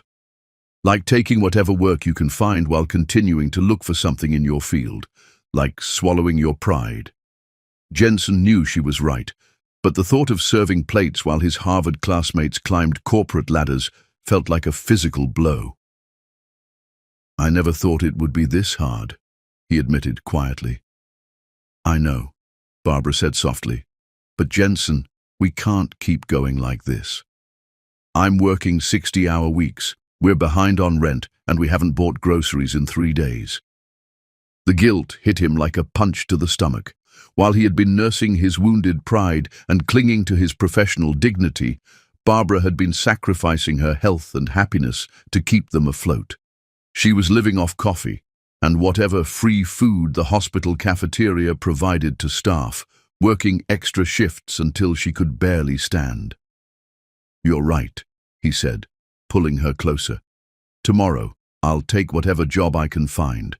Waiting tables, stocking shelves, cleaning offices, whatever it takes." Barbara lifted her head to look at him, and he saw tears threatening in her eyes. "I hate that it's come to this. I hate that your father's influence is making things so difficult." "It's not your fault," Jensen said firmly. "None of this is your fault. I made this choice, and I don't regret it. But I do regret that my pride has made things harder for you than they needed to be." That night, as they lay in bed sharing a dinner of canned soup and crackers, the only food left in their small pantry, Jensen made a silent promise. Tomorrow, he would set aside his ego and take whatever work he could find. He would prove that love could survive anything, even if it meant starting over from the very bottom. What he didn't know was that across town, Thomas Peterfy was lying awake in his king-sized bed, staring at the ceiling and wondering if he had pushed his idealistic son too far. The business community was small and gossipy, and word of Jensen's unsuccessful job search had filtered back to him. Part of him felt vindicated. His son was learning the harsh realities of life without family support. But another part, a part he tried desperately to ignore, felt something that might have been regret. In her separate bedroom down the hall, Dorothy Peterfy was also awake, clutching a framed photo of Jensen's college graduation and remembering the bright, hopeful young man who had once told her he was going to change the world. She thought about the nurse who had looked at her son with such obvious love and wondered if Thomas's stubborn pride was going to cost them their son forever. The Peterfy family was learning that some victories came at too high a price, and that sometimes winning meant losing everything that really mattered. Meanwhile, in Barbara's small apartment, two people who had chosen love over security held each other close and tried to believe that their story would have a happy ending, even as the challenges ahead seemed more daunting than either had imagined possible. Chapter 8: Father's Heartbreak. Sometimes the most powerful lessons come not from what we gain, but from witnessing the consequences of our choices reflected in the pain of those we love most. 2 months had passed since Jensen walked away from the Peterfy empire, and the October morning air carried the crisp promise of winter's approach. Thomas Peterfy sat in the back of his black limousine, reviewing contracts for the Patterson merger that had finally moved forward without the complication of a family wedding. Miranda Patterson had graciously accepted a more suitable arrangement with a senator's son, and the business deal had proceeded smoothly. It should have felt like a victory, but Thomas found it increasingly difficult to feel triumphant about anything these days. "Take Madison Street to the office, Marcus," Thomas instructed his driver, then settled back into the leather seat with his morning newspaper. The business section featured a photograph of him shaking hands with Richard Patterson, announcing the successful completion of their commercial development project. The headline read, "Peterfy Industries secures major partnership." There was no mention of his son. As the limousine crawled through the downtown traffic, Thomas's attention was caught by a commotion on the sidewalk. A small crowd had gathered around what appeared to be a street vendor or salesman, their body language suggesting amusement rather than serious interest. Thomas might have ignored the scene entirely if not for something familiar about the figure at the center of the group, something about the way the man stood, the tilt of his shoulders, the gesture of his hands as he tried to engage potential customers. "Marcus, pull over," Thomas said suddenly, his voice sharp with a tension he couldn't explain. "Sir, just pull over, now." The limousine slid to the curb, and Thomas lowered his window, straining to get a better view of the scene unfolding 50 yards ahead. What he saw made his blood turn to ice in his veins. It was Jensen, his son, his heir, his pride, the boy he had raised to command boardrooms and negotiate million-dollar deals, was standing on a busy street corner wearing a wrinkled white shirt and dark pants, a heavy sample case balanced on one hip, desperately trying to interest passing pedestrians in whatever products he was attempting to sell. "Sir?" Marcus asked, confused by his employer's sudden stillness. Thomas couldn't respond. He was transfixed by the sight of Jensen chasing after a businessman who was walking quickly away, clearly uninterested in whatever Jensen was offering. He watched his son's shoulders slump with rejection before Jensen straightened them with visible effort and approached another potential customer, a woman with shopping bags, who shook her head dismissively and continued walking without breaking stride. This couldn't be real. This had to be some sort of nightmare, some cruel trick of his imagination. The Jensen he knew wore $1,000 suits and commanded respect in every room he entered. The Jensen he knew had never faced rejection in his privileged life, had never had to beg strangers for anything. But as Thomas watched in horror, a group of teenagers began to laugh and point at Jensen, clearly amused by the spectacle of a desperate salesman. One of them said something that made the others laugh harder, and Thomas saw his son's face flush with humiliation. Jensen clutched his sample case closer to his chest and turned away from the group, his dignity crumbling before his father's eyes. "Oh God," Thomas whispered, his voice barely audible. "What have I done?" The full weight of his actions crashed over him like a collapsing building. This was his son, his flesh and blood, the child he had held as a baby, the boy he had taught to ride a bicycle, the young man he had sent to Harvard with such pride. And Thomas had reduced him to this: a desperate street salesman being mocked by teenagers, chasing after strangers who wouldn't even make eye contact. Jensen approached another potential customer, an elderly man who stopped to listen politely. Thomas watched his son's animated gestures, the hopeful expression on his face as he opened his sample case to display whatever products he was selling. For a moment, it looked promising. The man was nodding, asking questions. But then he shook his head apologetically and walked away, leaving Jensen standing alone on the sidewalk, his hope visibly deflating. Thomas's chest tightened with something that felt like a heart attack, but was actually much worse: the crushing realization that he had become the kind of father he had once sworn never to be.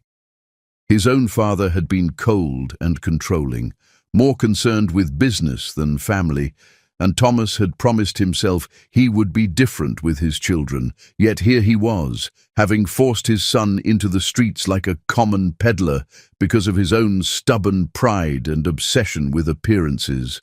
The worst part was Jensen's determination. Even from a distance, Thomas could see that his son wasn't giving up. After each rejection, Jensen would take a deep breath, adjust his sample case, and approach another potential customer. There was something heartbreaking about his persistence, about the way he refused to surrender despite the obvious humiliation and repeated failures. "Marcus," Thomas said, his voice hoarse with emotion, "how long have we been sitting here?" "About 10 minutes, sir." "Are you feeling all right? You look pale." Thomas realized he was gripping the door handle so tightly his knuckles had turned white. I need to get out for a moment." "Sir, we're in the middle of traffic." "I don't care about the traffic," Thomas snapped, then immediately regretted his tone. Marcus had been his driver for 15 years and didn't deserve his employer's emotional breakdown. "I'm sorry, Marcus. I just need some air." But before Thomas could move, the scene on the sidewalk took an even more devastating turn. A businessman in an expensive suit, Someone Thomas recognized as David Morrison from Morrison and Associates approached Jensen with what appeared to be genuine interest. Thomas watched his son's face light up with hope as he opened his sample case and began his sales pitch. The conversation lasted several minutes, long enough for Thomas to think that maybe, finally, Jensen was going to make a sale. But then Morrison shook his head and started to walk away. Jensen, desperate and clearly at the end of his rope, actually grabbed the man's arm and continued talking, his body language pleading. Morrison turned back with obvious irritation, said something sharp, and pulled his arm free. He walked away quickly, leaving Jensen standing frozen on the sidewalk, his sample case hanging open, his face a mask of complete humiliation. That's when Thomas saw something that broke his heart completely. Jensen looked around to see if anyone had witnessed his desperation, his eyes scanning the crowd with the terrible awareness that he had just degraded himself in public. When Jensen's gaze swept over the limousine, Thomas instinctively sank lower in his seat, afraid of being seen but unable to look away from his son's misery. Jensen closed his sample case with shaking hands, straightened his wrinkled shirt, and walked to a nearby bench. He sat down heavily, burying his face in his hands in a gesture of such complete defeat that Thomas felt physically ill. This was what his ultimatum had accomplished. This was what his business priorities and family pride had created. His son reduced to begging for sales on street corners while trust fund babies and corporate heirs enjoyed the privileges that should have been Jensen's birthright. Thomas thought about the morning just 2 months ago when Jensen had walked into his office, confident and defiant, choosing love over luxury. Thomas had been so certain that a few weeks of hardship would bring his son crawling back, apologizing and ready to accept the arranged marriage to Miranda. He had told himself he was teaching Jensen a valuable lesson about the real world. Instead, he had destroyed his son's spirit and turned him into this broken figure, sitting alone on a bench, probably wondering how he was going to face the woman he loved after another day of failure and rejection. The irony was suffocating. Thomas had spent his entire career building an empire that was supposed to provide security and opportunity for his family. He had worked 18-hour days, sacrificed friendships, and missed countless family moments to ensure that his children would never have to struggle the way he had in his early marriage to Dorothy. And yet, through his own stubborn pride, he had condemned his son to exactly the kind of hardship he had worked so hard to prevent. "Marcus," Thomas said suddenly, his voice barely controlled, "take me home. Now. What about your 10 o'clock meeting with the investors? Cancel it. Cancel everything for today." As the limousine pulled away from the curb, Thomas couldn't stop looking back at Jensen, still sitting on that bench with his head in his hands. The image burned itself into Thomas's consciousness like a brand, a permanent reminder of what happened when business calculations took precedence over paternal love. The drive to the mansion passed in a blur of guilt and self-recrimination.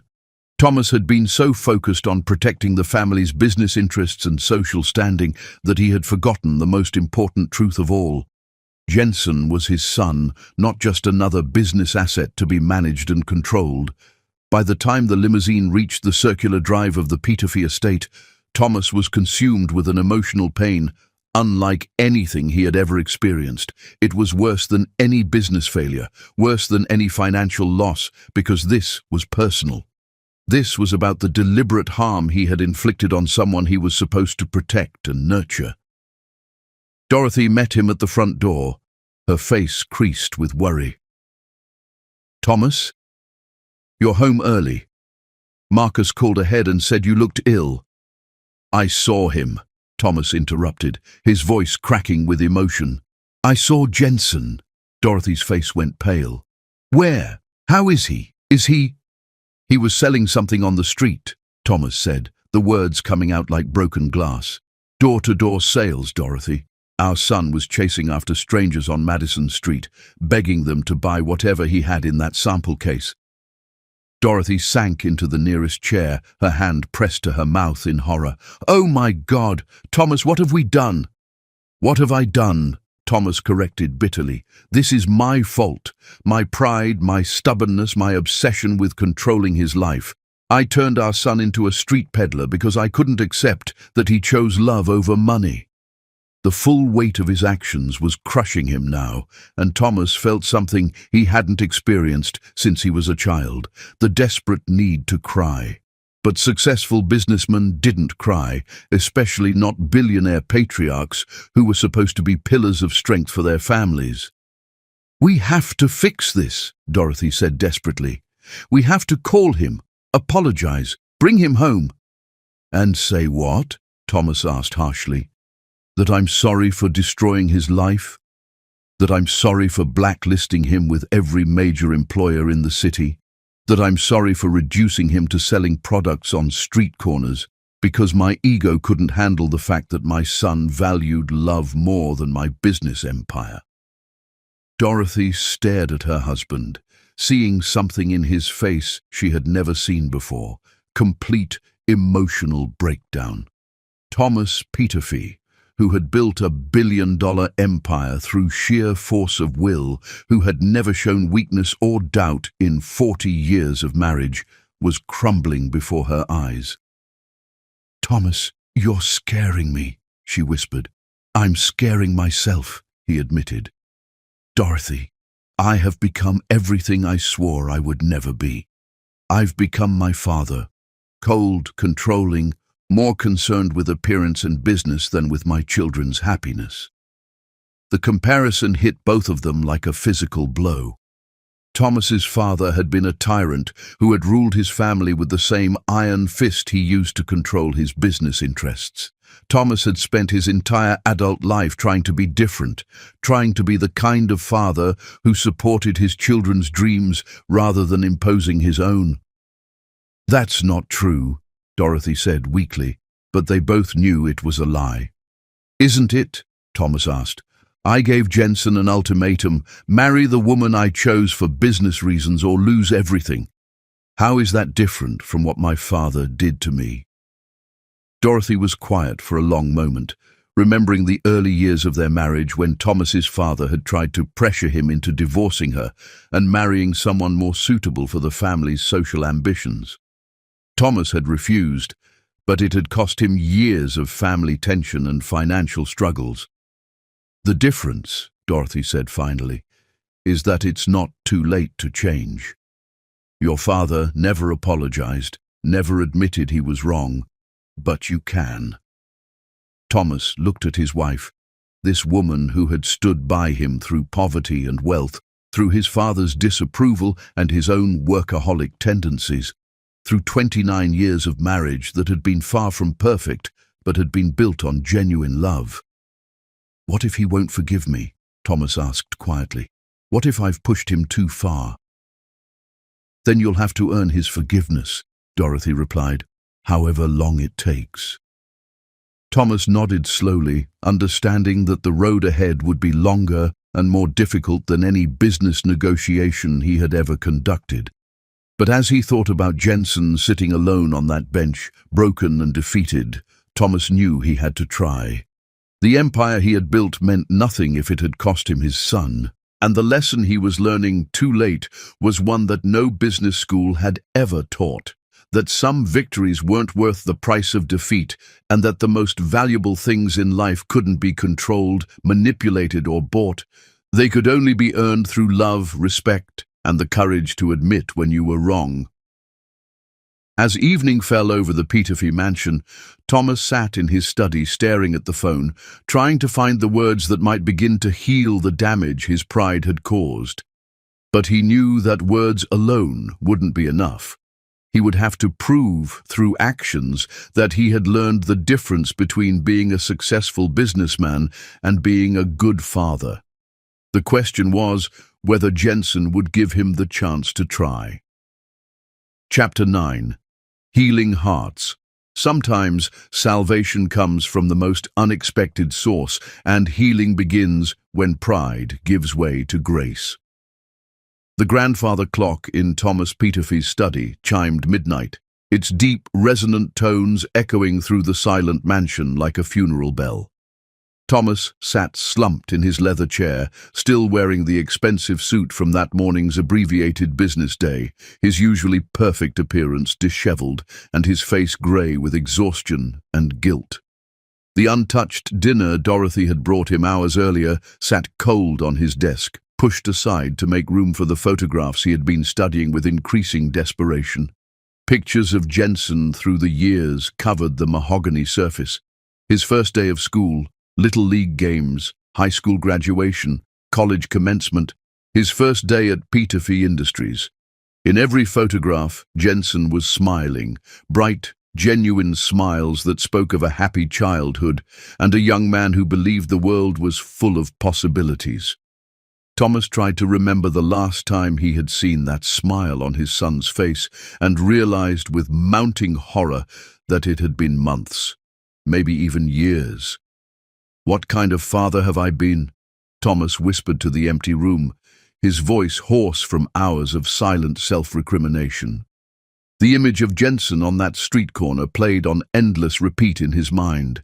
The defeated slump of his shoulders, the desperate way he had chased after potential customers, the humiliation on his face when that businessman had rejected him so callously. Thomas had created that scene through his own stubborn pride and business obsessions. He had taken a confident, capable young man and reduced him to a street peddler begging strangers for sales. The irony was suffocating. Thomas had spent his entire adult life building a business empire specifically to ensure that his children would never have to struggle the way he had in his early years with Dorothy. He had worked 18-hour days, missed family dinners, sacrificed vacations and personal relationships, all so that Jensen and Carolyn would inherit a world of security and opportunity. Instead, he had used that very security as a weapon against his own son.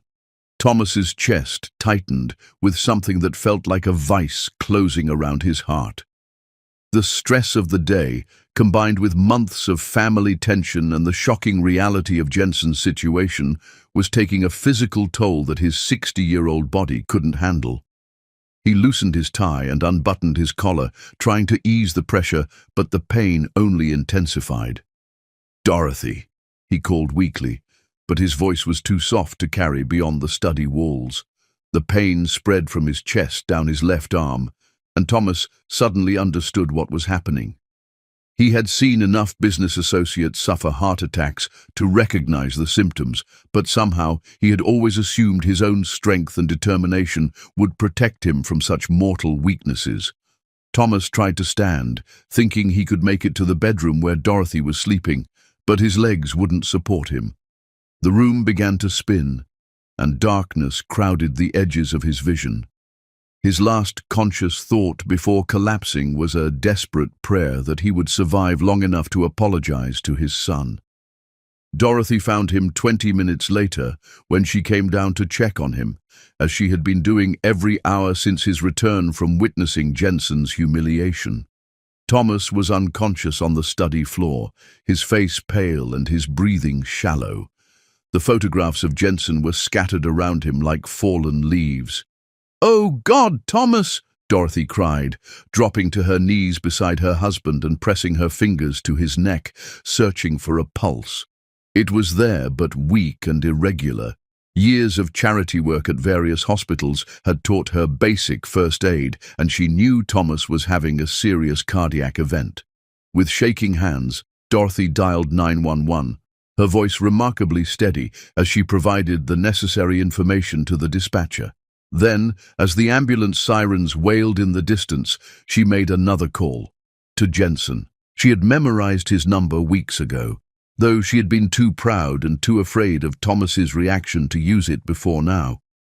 The phone rang 4 times before a sleepy voice answered. "Hello?" "Barbara?" Dorothy said, recognizing the voice from their brief meeting at the mansion. "This is Dorothy Peterfy, Jensen's mother. I'm so sorry to call so late, but—" "Mrs. Peterfy?" Barbara sat up in bed, instantly alert. Beside her, Jensen stirred, awakened by the conversation. "What's wrong?" "It's Thomas," Dorothy said, her composure finally cracking. "He's had a heart attack. They're taking him to St. Mary's Hospital. I know you work there, and I know we don't deserve your help after how we treated you, but—" "Which unit are they bringing him to?" Barbara interrupted, already climbing out of bed and reaching for her clothes. "Emergency, I think. The paramedic said—" "I'll be there in 15 minutes, Barbara said firmly. "Mrs. Peterfy, try to stay calm. St. Mary's has an excellent cardiac unit, and I'll make sure he gets the best possible care." Jensen was fully awake now, confused and alarmed by the one-sided conversation he had heard. "What's happening?" "Your father's had a heart attack," Barbara said, pulling on her scrubs with practiced efficiency. "They're bringing him to my hospital." Jensen's face went white. Despite everything that had happened between them, Thomas was still his father, the man who had taught him to ride a bicycle, who had attended every Little League game, who had been so proud when Jensen graduated from Harvard. Whatever anger and hurt existed between them couldn't erase 29 years of love. "I have to go to him," Jensen said, reaching for his clothes. "Of course you do," Barbara agreed, kissing him quickly. "I'll meet you there." "And Jensen, whatever happened between you and your father, focus on what matters now. Focus on the fact that you love each other." The emergency room at St. Mary's Hospital was in controlled chaos when the ambulance arrived with Thomas Peterfy. Barbara had already alerted the cardiac team and prepared the trauma bay, drawing on her 6 years of experience to ensure everything was ready for a serious heart attack case. "What do we have?" Dr. Martinez asked as the paramedics wheeled Thomas through the automatic doors. "Male patient, possible myocardial infarction," the lead paramedic reported. "Lost consciousness at home. Wife found him 20 minutes later. Vitals are unstable. BP dropping, irregular heartbeat." As they transferred Thomas to the hospital gurney, Barbara got her first close look at Jensen's father since their confrontation at the mansion. The powerful, intimidating businessman who had dismissed her so coldly was gone, replaced by a vulnerable older man whose face was grey with pain and whose expensive suit was wrinkled and disheveled. "Get him to cardiac ICU, doctor," Martinez ordered. "We need an EKG, chest X-ray and blood work stat." Barbara found herself taking charge of Thomas's care with the same professional competence she brought to every patient, regardless of personal feelings. She attached monitoring equipment, started an IV line, and began documenting his vital signs, her hands steady and sure despite the emotional turmoil of treating the man who had nearly destroyed her happiness. "How is he?" Dorothy asked anxiously as she hurried into the cardiac unit, still wearing her nightgown under a hastily thrown-on coat. "He's stable for now," Barbara replied gently. "Dr. Martinez is reviewing his tests, but it appears he's had a significant cardiac episode. We're doing everything we can." Jensen arrived just as the cardiac team was wheeling Thomas into the intensive care unit. He looked haggard and frightened, still wearing the wrinkled clothes he had worn during his day of unsuccessful sales attempts. Father and son hadn't spoken in 2 months, but seeing Thomas unconscious and connected to monitors and machines put everything else into perspective. "Is he going to be okay?" Jensen asked, his voice breaking slightly. Barbara squeezed his hand reassuringly. "He's in good hands. Dr. Martinez is one of the best cardiologists in the state." As the hours passed, the Peterfy family kept vigil in the cardiac waiting room. Carolyn arrived shortly after dawn, having driven through the night from her apartment across town. The family that had been fractured by pride and stubbornness was brought together again by the universal language of fear and love. "I should have called him," Jensen said repeatedly, pacing the small waiting room. "I should have tried to work things out instead of being so stubborn." "You weren't the stubborn one," Dorothy said quietly. "Your father created this situation. He pushed you away because he couldn't accept that you had grown into your own man with your own dreams." Barbara watched the family dynamics with professional detachment and personal compassion. She had seen this scenario countless times, families torn apart by petty disagreements and wounded pride, only to realize how precious their relationships were when faced with the possibility of permanent loss. At 10 o'clock that morning, Dr. Martinez emerged from the ICU with news. "He's awake," he announced, bringing visible relief to the anxious family. "It was a significant heart attack and he'll need several weeks of recovery, but he's going to be fine." "Can we see him?" Dorothy asked anxiously. "One at a time, and only for a few minutes, Doctor," Martinez cautioned. "He's still very weak." Dorothy went first, emerging from Thomas's room 20 minutes later, with tears streaming down her face. "He wants to see Jensen," she said simply. Jensen hesitated at the doorway of his father's room, suddenly unsure of what to say to the man who had disowned him just 2 months earlier. Thomas looked smaller somehow, diminished by the hospital bed and medical equipment, his usually commanding presence reduced to that of a tired, aging man who had finally realized the cost of his pride. "Jensen," Thomas said weakly, his voice barely above a whisper. "Son, I'm so sorry." Jensen approached the bed slowly, his own emotions threatening to overwhelm him. "Dad, don't try to talk. You need to rest." "No," Thomas interrupted with surprising firmness. "I need to say this while I still can. I saw you today, Jensen, on Madison Street. I saw what I had done to you." Jensen's face flushed with embarrassment and shame. "Dad, you were chasing after strangers, begging them to buy whatever you were selling," Thomas continued, his voice gaining strength from urgent need. "My son, my brilliant, capable son, reduced to street sales because of my stubborn pride. I destroyed your life because I couldn't accept that you chose love over money." "It wasn't destroyed," Jensen said quietly. "It was just different than planned." Thomas reached out with a trembling hand, and after a moment's hesitation, Jensen took it. "I became everything I swore I would never be," Thomas said, tears sliding down his cheeks. "I became my father, cold, controlling, more concerned with business than with your happiness." "Dad, you're not—" "Yes, I am," Thomas said firmly, "but I want to change that.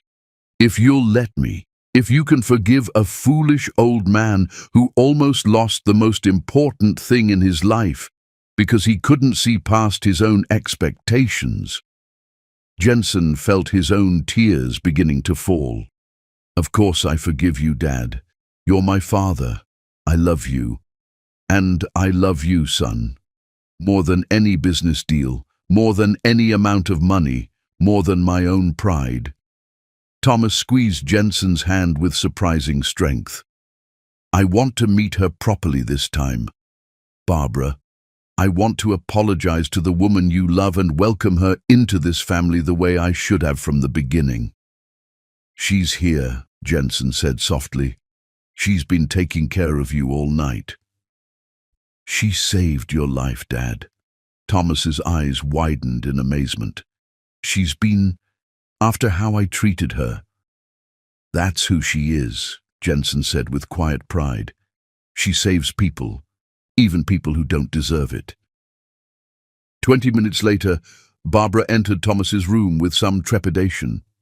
She had treated him as a patient with professional competence, but facing him as Jensen's father, and as the man who had nearly destroyed their happiness, was an entirely different challenge.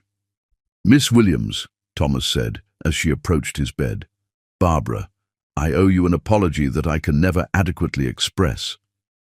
Barbara was quiet for a moment, studying the man who had wielded so much power over their lives just hours earlier. In the hospital bed, connected to monitors and dependent on medical care, he looked nothing like the intimidating patriarch who had issued ultimatums and threatened to destroy his son's future.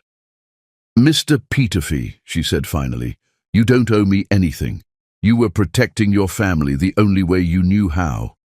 "I was protecting my business interests," Thomas corrected with brutal honesty.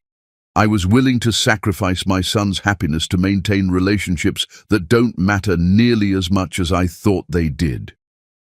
Barbara moved closer to check his monitors, her professional instincts taking over.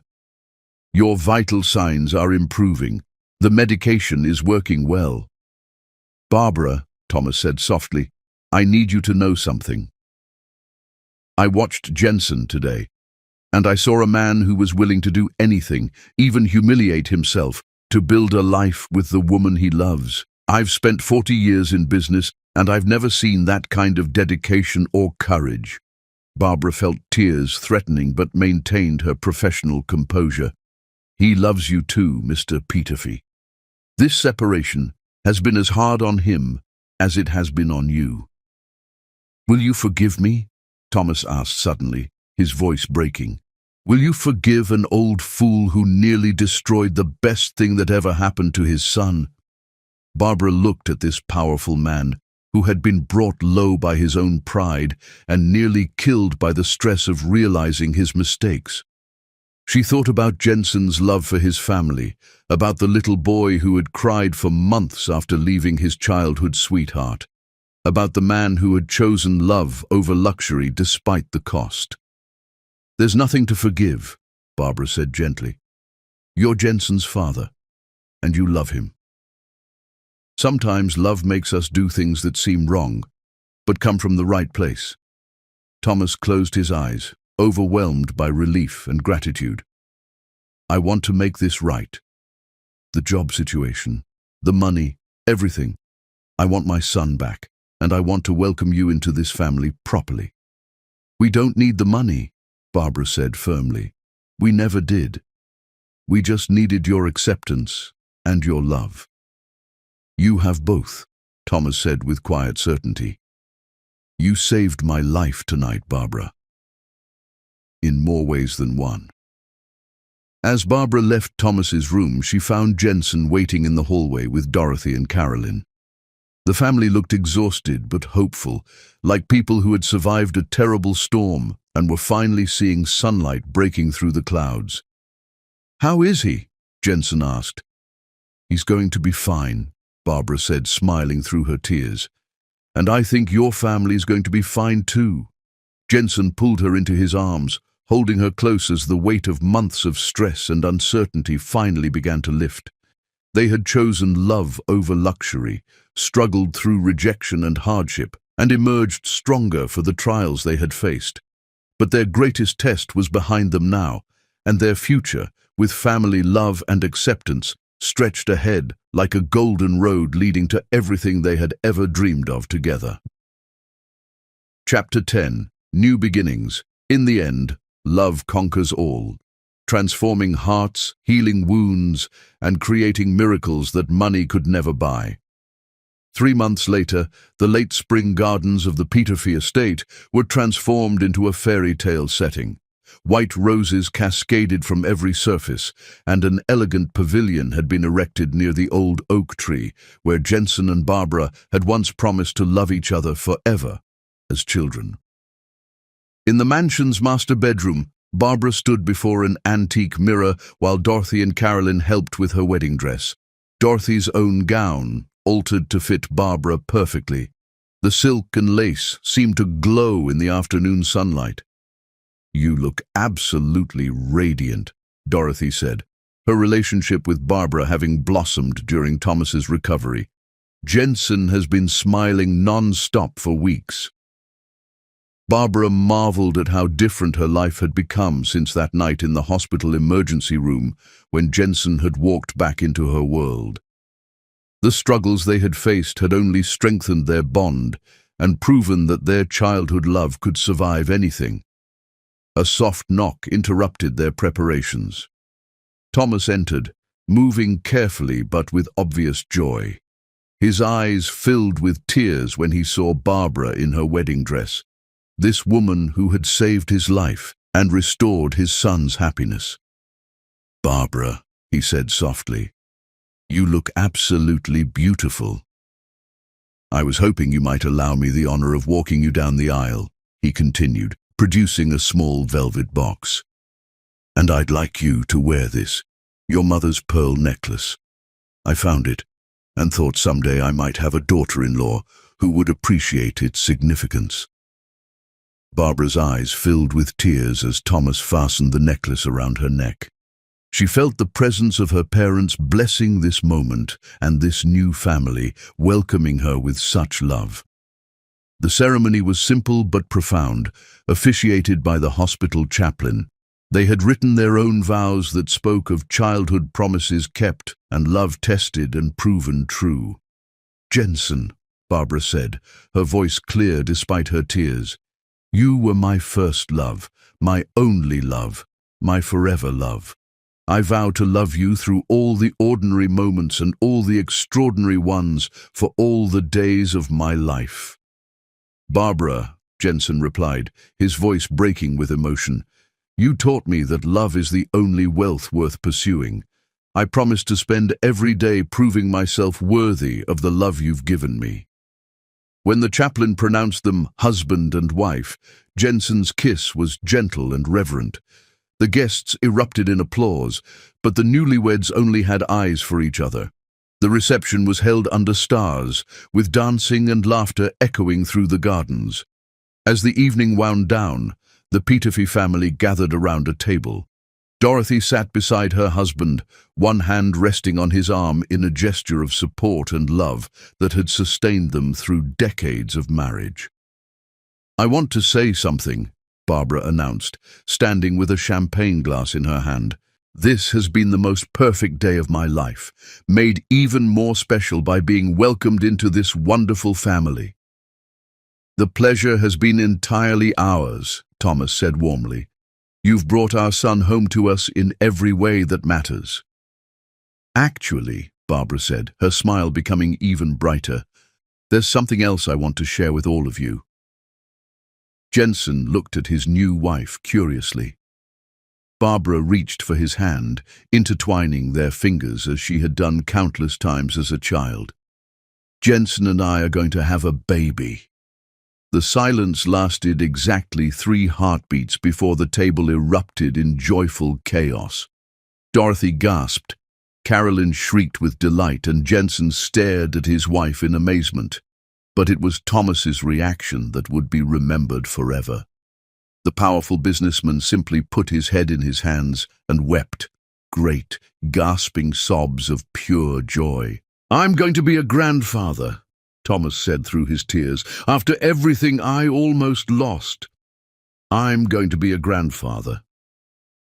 "The baby's due in early spring," Barbara said softly, "just after our first anniversary." Jensen pulled his wife into his arms carefully, mindful of the precious life they had created together. "Are you happy?" Barbara asked. "Happy doesn't begin to cover it," Jensen replied, cupping her face in his hands. "Grateful, amazed, overwhelmed, all of those and more." As the family celebrated, Thomas sat quietly, watching his son and daughter-in-law with eyes bright with tears. The heart attack that had nearly killed him had given him the greatest gift, the chance to see what really mattered and rebuild the relationships that made life worth living. "Thank you," he whispered to Barbara. "Thank you for loving my son, for saving my life, for giving our family a second chance." "Thank you for raising the man I fell in love with," Barbara replied, squeezing his hand. Later, Jensen and Barbara walked hand in hand to the old oak tree where it had all begun. "Do you remember what you told me under this tree when we were 9? Barbara asked. "I told you I was going to marry you and we'd live happily ever after," Jensen replied, pulling her close. "And did we?" Barbara asked with a smile. Jensen looked at his wife, this woman who had kept their childhood drawing for 20 years, who was now carrying their child, and felt his heart overflow with complete happiness. "We're just getting started," he said, kissing her under the same tree where they had made their first promises. "But yes, my love, we absolutely did. Above them, the stars blessed a family that had learned the most important lesson, that love is the only treasure worth pursuing.